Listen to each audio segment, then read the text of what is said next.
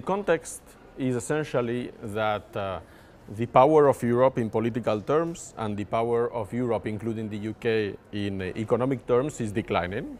This is essentially because there are regions in the world that are getting developed, and the size of the EU economy in terms of the world economy is going down and will continue to go down. So that's one first element of the context in which we are. The second element of the context is a context of globalization. So essentially this means that the size of the markets is getting bigger, and the ability of governments to influence through macroeconomic policy, for example, the national governments, is more and more limited. So whatever is written in the constitutions, whether you say that the people of this country are sovereign, this in practice is not the case. Now, if you believe that markets are efficient, this is not really a problem, because you are thinking, well, markets are doing things, the government doesn't have an influence, that's not a problem.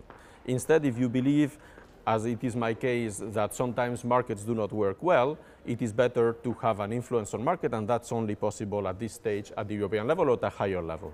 My impression is that having a referendum on Europe in or out is a sort of a gamble for the conservatives. They think that they are going to enhance their chances of winning the next elections, but if you ask the British people which are the questions they are interested in, Europe is not one of the main questions they are interested in. So what may happen is that the British voters may think, okay, if we are talking about Europe, let's vote for the people who have had very clear ideas on Europe, so it may be a way of promoting the UK Independence Party. If there is a lot of uncertainty on what is going to happen on European integration, if there is more integration, this is likely to be a two-speed integration, because there are a series of countries which are against further integration. So there will be, if there is more integration, this will be a two-speed Europe.